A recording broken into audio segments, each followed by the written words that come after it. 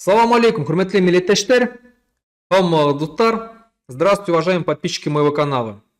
Сегодня будет очень интересный у нас разговор об одном человеке, которого все знают, и которому бы я хотел бы остановиться поподробнее, чтобы понять, чтобы вам было понятно, кто это такой. Но прежде чем мы начнем, я прошу вас подписаться на мой канал, кто еще не подписался, поставить лайки, писать в комментариях, будем обсуждать эту тему, тема очень горячая. А также подписывайтесь на мой телеграм-канал, тот самый из Башкорт. Ссылка в описании будет. Также приглашайте всех своих родных, близких, друзей, знакомых, товарищей подписываться на мои каналы. Итак, сегодня мы поговорим об Аббасе Галямове. В свое время Джавахарлал Неру, это политик, известный политик Индии, борец за независимость Индии, говорил о том, что самый главный враг народа – это национальная интеллигенция, воспитанная колонизаторами. Так вот, это примерно о таких, как Аббас Галямов. Почему я наоборот говорю, что не надо разваливать Россию? Аббас Галямов сам является башкиром по национальности, родом с Челябинска. Это исторические земли, башкирские исторические земли. Но в нем ничего башкирского нету. Вот у нас, как говорят, у башкир должен есть, у каждого башкира есть свой рух. Рух это вот невозможно это перевести, да, на русский язык, что это такое, но каждый башкир знает, что такое рух. То есть некоторые называют это так. Это то, что заставляет тебя вставать и идти, защищать свою родину, да. Неважно там словами там, или с оружием в руках и так далее. Это то, что тебя поднимает на защиту национальных прав и так далее, на защиту своего народа. Так вот, такого руха у Аббаса Галямова нету. Почему? Потому что человек воспитан колонизаторами, воспитан в духе колонизаторов, и он действует точно так же, как колонизатор. Сам, хотя являясь представителем, еще раз говорю, национальной интеллигенции. Потому что он сам открыто себя называет башкиром. Итак, сегодня все его знают как оппозиционера, который яростно мочит Путина, всю его команду, весь его режим. Но давно ли он таким стал? На самом деле нет. Всего 2 года как. В 2022 году он улетел в Израиль и с тех пор стал оппозиционером. Раздает активные интервью, ведет аналитику, есть свой YouTube-канал, есть свой Telegram-канал. Очень часто во всех оппозиционных там передачах выступает и так далее. Очень часто его приглашают. В общем, очень популярно, потому что очень красиво говорит и так далее. Действительно образованный, умный.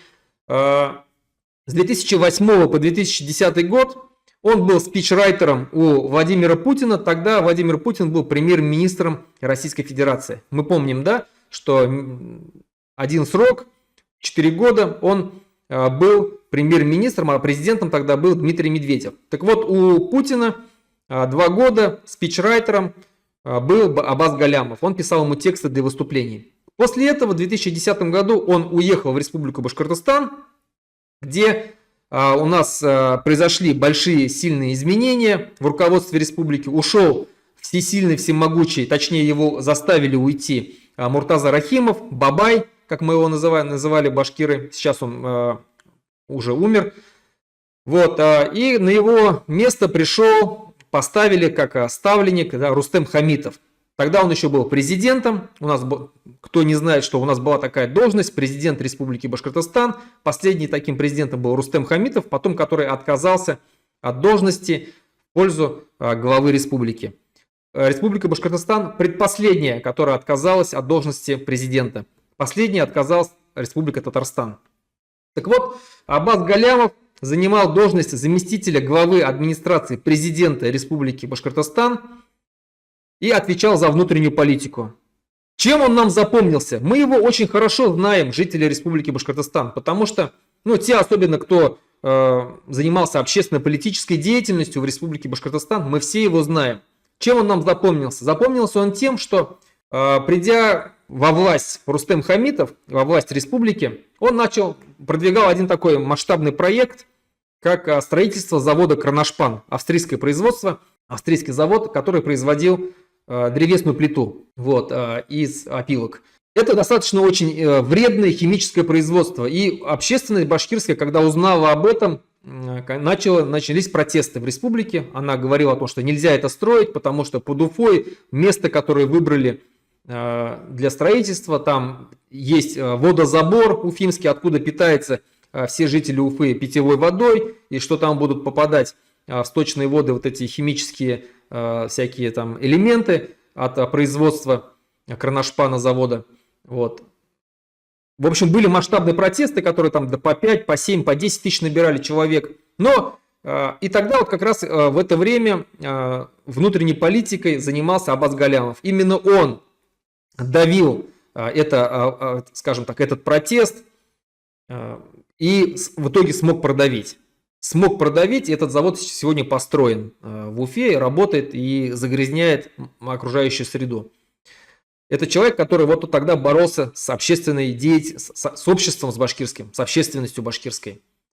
После этого он запомнился нам тем, что он активно лоббировал интересы башкирской содовой компании, БСК Сода, так называемой. Он лоббировал, чтобы отдать в разработку Шихан Таратау. Все, наверное, помнят, да, вот эти события 2020 года, когда башкирская общественность, вообще жители Республики Башкортостан, объединившись, смогли отстоять Шихан Куштау. Это было громкое такое событие, всероссийского, даже многие мировые СМИ об этом написали, всероссийского масштаба, да. Но мало кто знает, что до Шихана Куштау борьба шла за Шихан Таратау. Это тоже один из шиханов, очень уникальный, имеет статус памятника природы. И БСК Сода активно лоббировала, чтобы этот Шихан Таратау отдали им в разработку. И лоббировала она это через своих людей в правительстве Республики Башкортостан, в администрации. Они сумели там протащить на пост, там и был премьер-министр Азамат Илимбетов, который, кстати, подписал мошенническую схему объединения там акций нескольких там производств, после которого Республика Башкортостан потеряла часть своих акций вот, БСК Сода. Именно БСК Сода продавила вот этого премьер-министра, который подписал это вот слияние этих производств.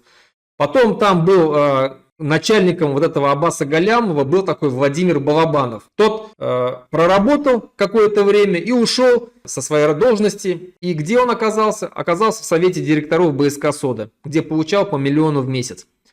А Аббас Галямов, находясь на своей должности, очень активно, скажем так, проталкивал интересы БСК Соды и пытался убеждать общественность вообще и политиков различных в том, что якобы никаких защитников у шиханов нету, никаким народным доверием не пользуется, что максимум, кто сможет выйти на защиту шиханов, это там 40 нациков с флагами, что никакой поддержки нету у них, что нужно обязательно разрабатывать и так далее, и так далее. То есть активно лоббировал разработку этих шиханов, Шихана Таратау. Потом, как он вообще ушел, точнее не ушел, его выгнали, Аббаса Галямова.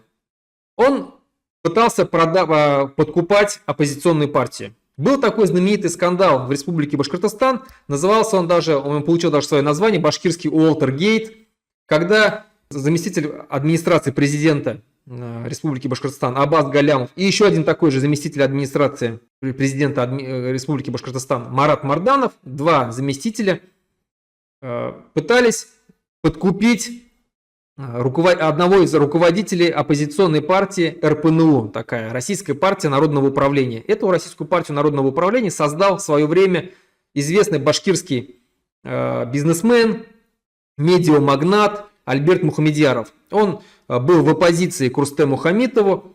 Так вот, он создал эту партию, через которую пытался как бы бороться за власть в республике, за власть там в Уфе, в горсовете.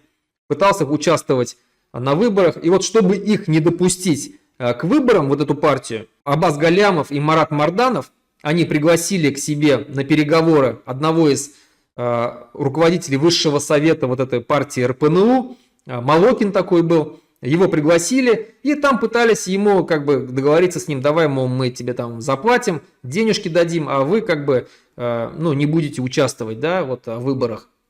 Малокин не дурак, принес с собой камеру и все это записал на видео. И потом Альберт Мухамедьяров, лидер этой партии, выложил все это в интернет, это был большой скандал. Сейчас очень сложно найти эти записи и вообще какую-либо информацию об этом скандале. Тогда это был очень известный громкий скандал, который там гремел на всю Россию.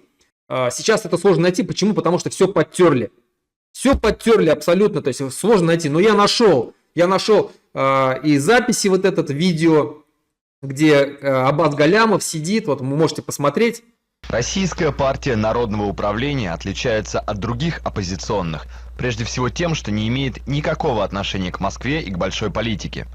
Создавалась она по желанию регионального бизнесмена с одной лишь идеей – увеличить власть муниципалитетов и управ. Однако видеокадры, которые удалось снять членам Российской партии народного управления во время встреч с сотрудниками администрации президента Хамитова, могут очень скоро подорвать доверие к региональной власти и прежде всего главе региона. Обыскивали, потом просили, значит, выложить все там предметы какие-то записывающие и так далее. Но им удалось все-таки сделать эти съемки. Ну, немножко найдем на следующей встрече. Да? То есть 35-40 она просит, примерно так. И можно любые документы шефа удерживать? На весь период, кстати. Она уже как бы вот, эта разовая сумма, она будет уже на весь период как бы.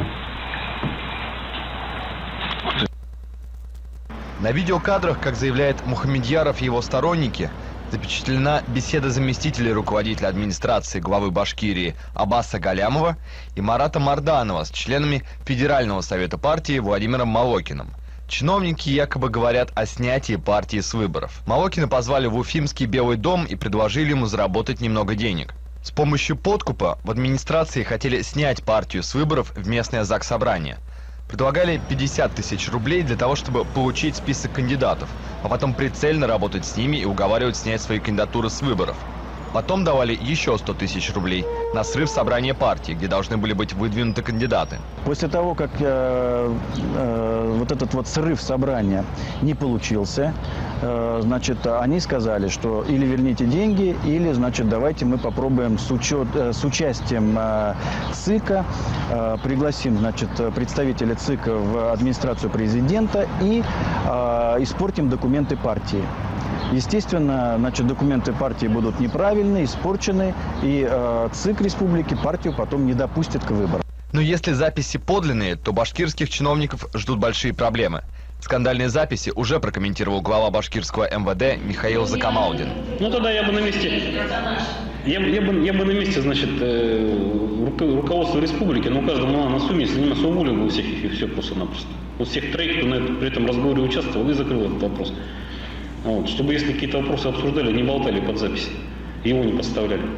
Сам Мухамедьяров заявил, что уже начал все юридические процедуры для того, чтобы правоохранительные органы наконец обратили внимание на черный пиар, который используется в администрации президента. Ну, во-первых, мы обратились даже еще когда получали эти записи, обратились в ФСБ России, чтобы они как-то вот тоже проучаствовали, зафиксировали. Во-вторых, мы обратились в Следственный комитет, в МВД.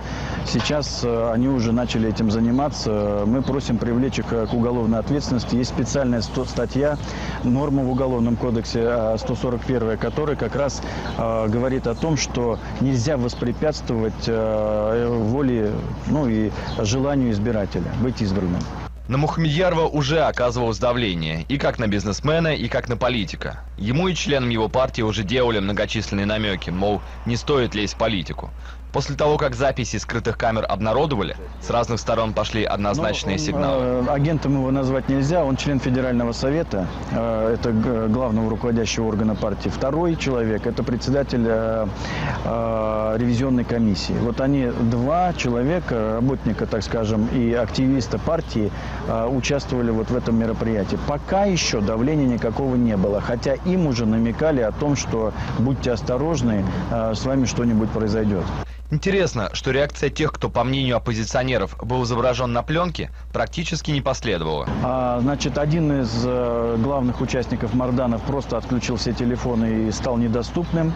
Второй, значит, Аббас Галямов сказал, что это все неправда, это все сфальсифицировано. И начал какой-то несуразный разговор о марсианах, инопланетянах. Якобы вот не верьте, все это неправда, да. Значит, Балабанов сказал, что, значит, глава администрации президента, что не видел эти записи, во что мы, конечно, не верим, да, вот, но официальной реакции ни президента, ни администрации президента пока еще не последовало. Пока об итогах говорить рано. Сейчас ролик посмотрели более 10 тысяч человек. Также стало известно, что президент Рустем Хамитов принял решение отменить свою рабочую поездку в Америку и остаться дома. На записи, как Аббас Галямов сидит там, и рядом с ним Марат Марданов, и как они вот разговаривают о том, чтобы как бы подкупить вот эту вот оппозиционную партию, представителя оппозиционной партии. Аббас Галямов потом пытался оправдаться, что на самом деле на видео это не я, что там сейчас такие технологии пошли, что там чуть ли там не инопланетян можно там, да, пририсовать и так далее. Но мы все видим, что это Аббас Галямов.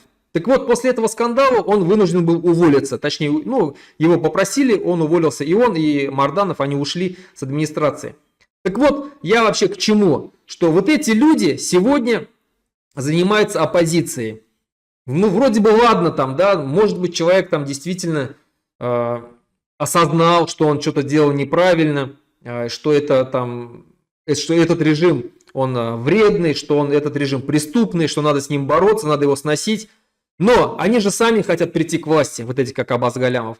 И то, что он предлагает, в принципе, то же самое, что он делал, будучи, когда был чиновником. Я о чем сейчас говорю? Недавно у Аббаса Галямова на YouTube-канале вышло видео, где он рассуждает о будущем будущей Российской Федерации. И он говорит, и он рассуждает там о национальном вопросе. Вот он там говорит, что, конечно, сегодня там Российская Федерация это сверхцентрализованное государство, и в будущем нам нужно будет, конечно же, там нужна настоящая федерация, нужно дать полномочия регионам. Но мы, говорит, прекрасно понимаем, что многие национальные республики нам больше не поверят. Нам это он имеет в виду, вот как бы нам там, да, либералам, демократам, там, нам как представителям там власти российской, он себя уже так мыслит. И вот он говорит, что вот как бы не поверят и будут пытаться как бы отсоединиться. Будут пытаться отсоединиться, особенно такие там сильные регионы, как там Башкортостан, Татарстан и так далее. И что он предлагает? Вот удивительно, да, то есть тот человек, чем занимается, в принципе, это он и может предложить. Подкуп. Он говорит, что нам надо подкупить национальную интеллигенцию этих национальных республик.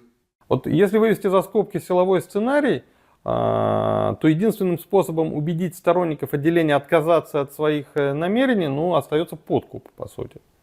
Не кнут так пряник. Значит, придется отдать им столько ресурсов и полномочий, что, значит, от федерального центра после этого, значит, в отношениях с регионами, ну, сохранится одно название, да. При этом есть риск, что за пионерами последуют и другие регионы, да, если им можно, то почему нам нельзя? Ну, с этой логикой сложно спорить. Все это, вот надо понимать, очень быстро дискредитирует новое правительство, а заодно дискредитирует и проводимые им реформы. Власть, которая ничем не управляет, ну, ее не уважают. Вот этого сценария надо всеми силами избегать. Поэтому дальше определенного уровня разумной децентрализации, значит, в своих уступках регионам лучше не идти. Мы здесь видим, что он прям открыто, четко и говорит, что нужно подкупать. То есть человек, который сам занимался подкупами, ничего другого не знает, кроме как то же самое действовать. Эти люди хотят прийти к власти, соответственно, подкуп – это преступление. И этот человек, вот, который собирается прийти к власти и называет, что новая власть это будет там демократическая, либеральная, там за права человека, там свобода слова и так далее. И что он предлагает? Он предлагает преступные вещи. Подкупать национальную интеллигенцию, чтобы они остались в составе России. Там, завалить их там всякими там полномочиями, там, дать им много полномочий, там, много это, там, наобещать и так далее. Дальше что он говорит? Если, говорит, подкуп не удастся, да, и все равно национальные республики будут пытаться стать независимыми, а нам, говорит, как бы, ну, и как бы их можно, говорит, понять в этом. Почему? Потому что вот они в свое время, ну, уже пытались, как бы, да, там договориться через какие-то договоры, остаться в этой федерации, их обманули, как бы их можно понять. И вот они, говорит, сейчас начнут уходить, из России, объявлять о независимости. Что, говорит, в этом случае надо делать? Он говорит, конечно же, ни в коем случае нельзя воевать против них и силой принуждать вернуться обратно. Как пример приводит Чечню, вот, говорит, как бы с Чечней до сих пор, как бы, да, там расхлебываемся. И это было неправильно, что Чечню тогда, скажем так, разгромили, там, уничтожали ее, да, практически там стирали с лица земли. И здесь, говорит, тоже ни в коем случае нельзя. Нужно, говорит, что сделать? Нужно, говорит, просто не признавать их независимость. И тогда они, помыкавшись там 10 лет, сами вернутся обратно. Давайте посмотрим. Если кто-то из них объявит о своем намерении выйти из состава страны, ну, давать добро на это вовсе не обязательно. Значит, можно попробовать занять позицию, так сказать, непризнания такого шага. К тому же, строго говоря, с точки зрения закона он и не может быть признан. Да? Однако вот при этом надо отказаться от попыток силового удержания сепаратистов в составе России. Переговоры о судьбе региона можно отложить там, на 5, на 10 лет. Да? Потом, столкнувшись со сложностями независимого существования, он и сам может передумать. Миру известна история разворотов последнего рода. Вот мы прекрасно видим, да, что человек что говорит. Он говорит о том, что он хочет из наших национальных республик сделать вот сегодняшние вот эти вот Абхазии, да, ЛНР, ДНР когда-то, которые были когда-то непризнанными. Вот он что хочет, да, чтобы вот не признавать их, и тогда как бы весь мир тоже не признает, и вот мы как бы окажемся в блокадах. Что этому можно противопоставить? Конечно же, общую борьбу и совместно нам выходить из состава России. Совместно, когда одновременно выйдут там 30 там, национальных республик, в том числе и регионов, от Москвы ничего не останется. Москва останется вот таким крохотным.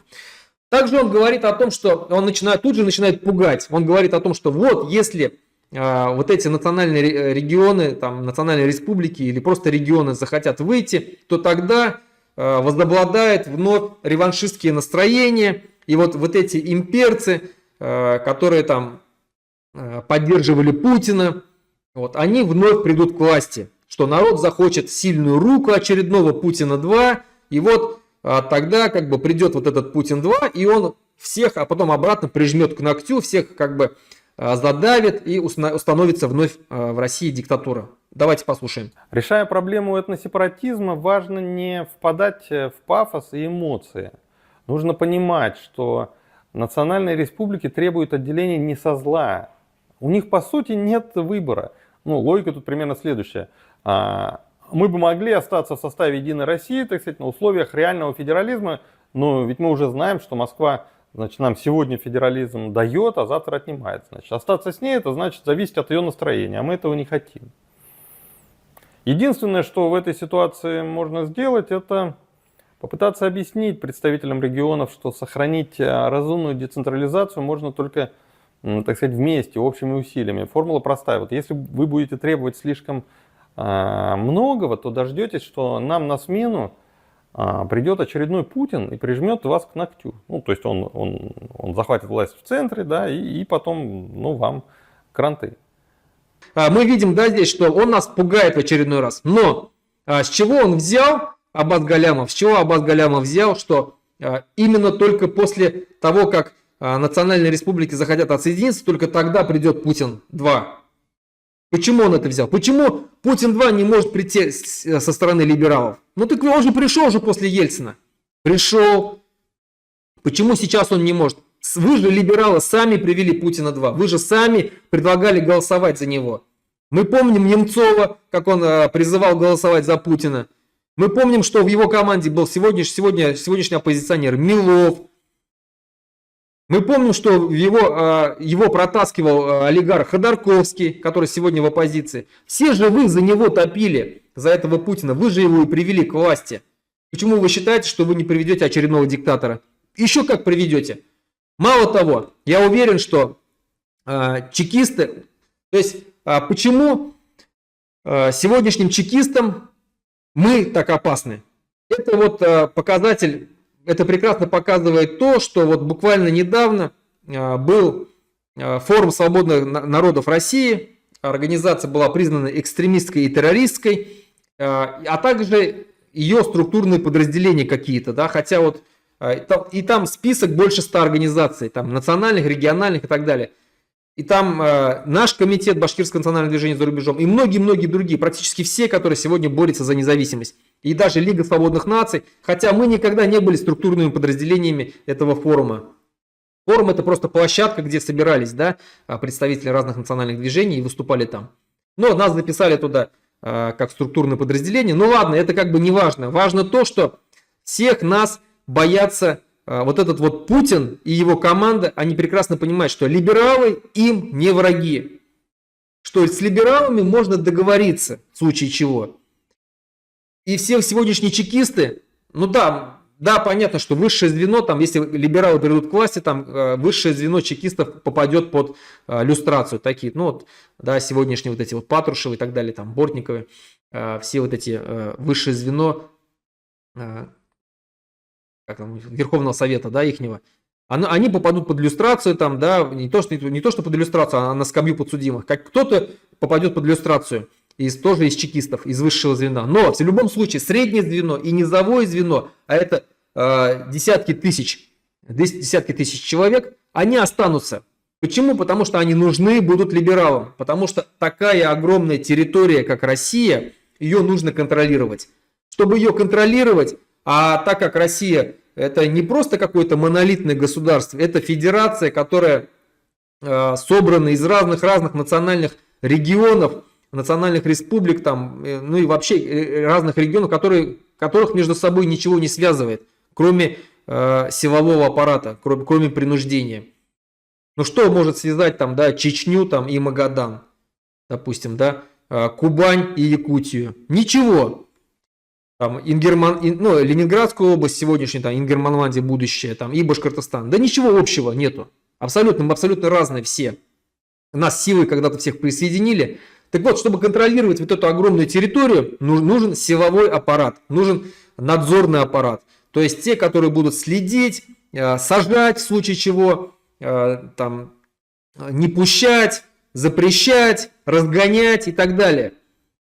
И, конечно же, эти люди либералам понадобятся, эти чекисты, которые будут опираться на них, чтобы пытаться контролировать Россию. Поэтому чекисты знают, что их враги это не либералы сегодня. Ну, либералов это я называю вот эта сегодняшняя оппозиция, которая мечтает о прекрасной России будущего, о том, что она приедет там в Москву и там займет там палаты Кремля и так далее. Так вот, чекисты и вообще все силовики не видят в либералах своих врагов. Они понимают, что главный враг это мы, деколонизаторы, это мы, сторонники национальных государств, независимых государств, сторонники развала России и так далее. Вот мы действительно для них враги, самые главные, самые опасные. Именно поэтому они вот нас так вот признают такими экстремистскими, борются с нами и так далее. Там на всех заведены уголовные дела, на меня 5 уголовных дел заведено. Вот мы для них враги. То же самое враги мы и для либералов, для вот этих, ну, псевдолибералы, да, вот эти вот, которые мечтают о власти в Москве. Потому что они прекрасно знают, что вот только мы сможем им помешать. Что с чекистами они договорятся, как я уже сказал, но вот с нами они не смогут договориться. И вот уже сейчас предлагают такие варианты, как, прекрасно понимая, что мы будем бороться за независимость, они уже сейчас предлагают такие варианты, как подкуп, да, такие как там не признавать и так далее. Пугают нас, что придет Путин 2. Вот, уже сейчас с нами борются, уже сейчас. Поэтому это о чем говорит? Это говорит о том, что мы, деколонизаторы, мы, представители национально-освободительных движений, мы являемся главной силой, которая развалит эту Россию. Мы самая главная сила, которую боятся. У нас очень сильная идея, у нас очень сильные цели, очень правильные, четкие цели, за которыми идут люди. И наши идеи, они захватывают все больше и больше умы, все больше и больше массы. Поэтому против нас выступают все сегодняшние, вот эти, еще раз говорю, псевдолибералы московские, такие как Аббас Галямов, мы помним высказывание Юлии Навальной, да, Владимир Милов говорил о том, что там невозможно никогда там независимость. Юлия Латынина, и так там Федор вот это вообще человек, который, ну, я его просто презираю, да, там, Федор Крашенинников, там, ну, такие вот, да, вот они все объединились против нас, считая нас вот главными врагами. Еще даже не важно, неизвестно, кто для них больше враг, там, Путин или мы. Ясно, что когда свергнут Путина, они тут же начнут с нами бороться. Будут с нами сразу же бороться. Потому что наши идеи, еще раз говорю, самые сильные. Уже сегодня очень многие умные политики российского масштаба понимают о том, что Россия – это империя, что она не может сохраниться, что она должна обязательно распасться на десятки независимых государств, а уже потом, кто захочет, те будут объединяться между собой. Объединяться там в какие-то там федерации, возможно, конфедерации, какие-то союзы и так далее. Вот. Но сперва империя должна распасться. И уже об этом говорят очень многие известные политические деятели, российские политические деятели. Об этом говорит, несколько раз говорил Гарри Каспаров, допустим, да, он эту идею поддержит. Об этом говорил Владислав Иноземцев, да, экономист известный. Об этом говорила Евгения Чирикова. Об этом говорил писатель Борис Акунин, очень часто об этом говорит. Об этом говорит Эйдман, да, Игорь Эйдман. Об этом много кто говорит. Об этом говорит Игорь Якименко. Много кто из политиков. Я сейчас уже просто не перечислю, но об этом говорят. Фейгин тот же самый говорит очень часто, да, что Россия должна распасться, империя должна рухнуть. Много кто говорит об этом. Все больше и больше наша идея, скажем, Игорь Яковенко, не Якименко, Яковенко, Игорь Яковенко, конечно же, извиняюсь. Наша идея, она все больше и больше захватывает умы, все больше и больше она находит своих сторонников. Ну, просто даже посмотреть, что канал Лига свободных наций, организация, куда мы тоже входим, наш комитет Башкирского национального движения. И она в себя вмещает там десятки разных независимых национальных движений и регионалистических движений в том числе. Так вот, еще 3 месяца назад там было около 7 тысяч подписчиков на YouTube-канале Лиги свободных наций. Сегодня больше 100 тысяч. За несколько месяцев канал вырос в десятки раз. Почему? Потому что очень много сторонников появилось. Все понимают, что эта страна должна развалиться. И вот понимают это то же самое и псевдолибералы, которые с нами пытаются бороться. Борются уже сейчас, вот заранее записывая вот такие видео, как записал Аббас Галямов. И когда они думают, что когда-нибудь они привернутся в Республику Башкортостан, вот такие, как Аббас Галямов, да, то нет, не вернутся никогда. Потому что народ прекрасно помнит и знает, кто они такие и что они себя представляют. На этом все. Надеюсь, видео было интересное. Я вам открываю глаза на некоторых так называемых оппозиционных политических деятелей, чтобы вы знали и понимали, кто есть, чем они занимались раньше и что они из себя представляют сегодня. На этом все. Подписывайтесь на мой канал, ставьте лайки, распространяйте это видео.